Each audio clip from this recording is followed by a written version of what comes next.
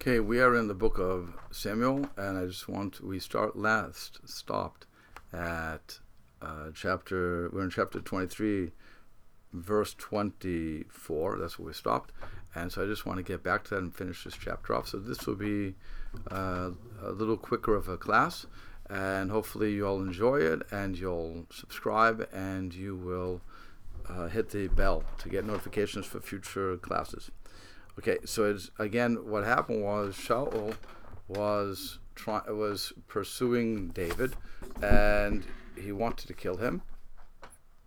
So all this time he's been chasing him, and David keeps eluding him. So what happens is the Ziphites finally come, and they say that he's in their area. And so Saul says, okay, find him exactly where it is. He doesn't want any hearsay reports. He wants eyewitness reports that actually David is there. He was afraid that David would send out mistaken information that would send Saul on a wild goose chase. So what happens is he just says, I want to see clearly that he's there, and tell me all the hiding places that he could have gone. And once you do that, so then I will come with you and we'll capture him. And that's where we start. That's where we ended off. So now what happens is Vayakumu v'yelchu Sifa. So they got up when the Ziphites came back, and they told him where everything was, where David was. So then they got up and they went toward Ziph. Again, the commentary at the end of the word Zifa means two. It takes the place of the lamed. And Lifnei Shaul, they went before Shaul.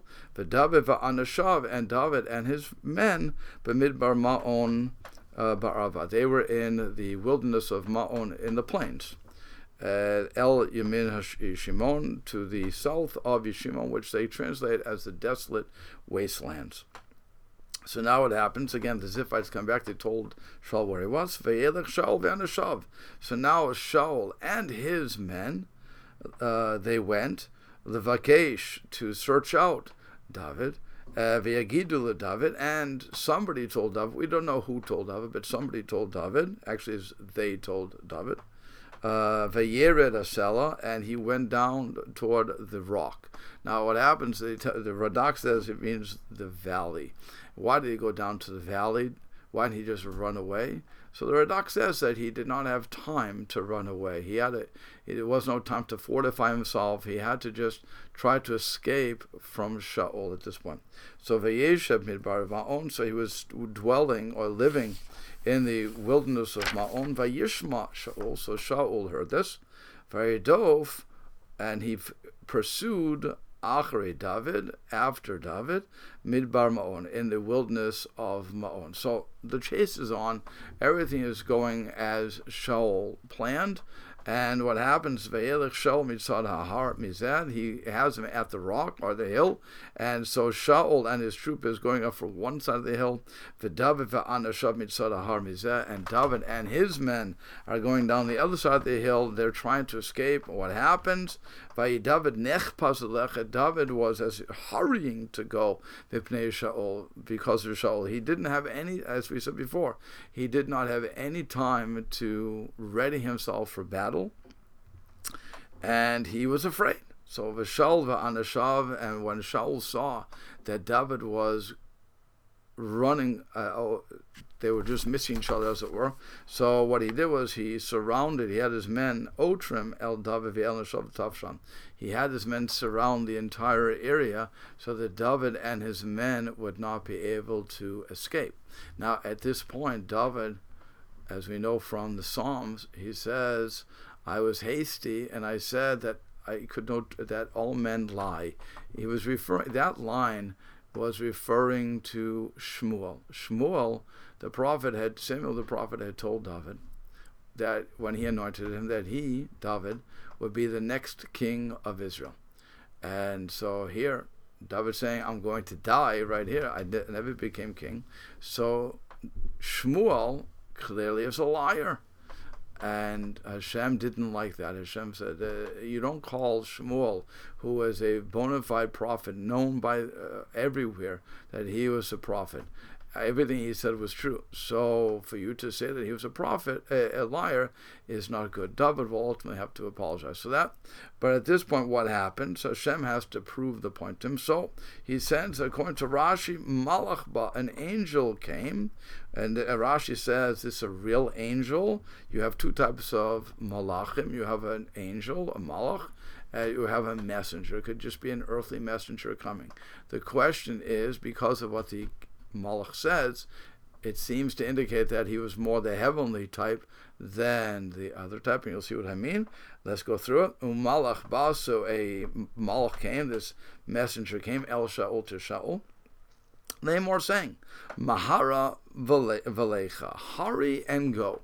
Now, if it why is he saying that? Ki pashtu Pelishtim ala arts, because the Pelishtim have spread out over the land, referring to Israel, and they're getting ready for a fight. So if this was just a regular malach, if this was just a regular earthly messenger coming, you wouldn't have the chutzpah, you wouldn't have the nerve, the audacity to say to a king, hurry and go. You don't give the king orders. That's not a good policy. You're going to have your head chopped off.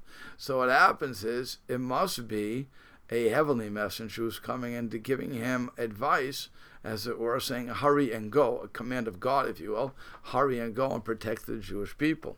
So what happens? Now, Saul has been chasing David for a little while already, and he just wants to get his archenemy and take him out. So what happens is, he has a little bit of an argument, and we know that because of the end of the verse. So let me do the verse, and then I'll go through the words.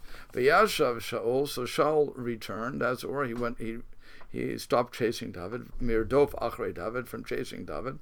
V'yelech lekar the Pelishtim, and he did what he was supposed to do. He went to meet the Pelishtim in battle. Al Kain, therefore, karu lamakom ahu. The name of the place is called Sela HaMachlekot, the Rock of Divisions. Why? Because Shaul had a question.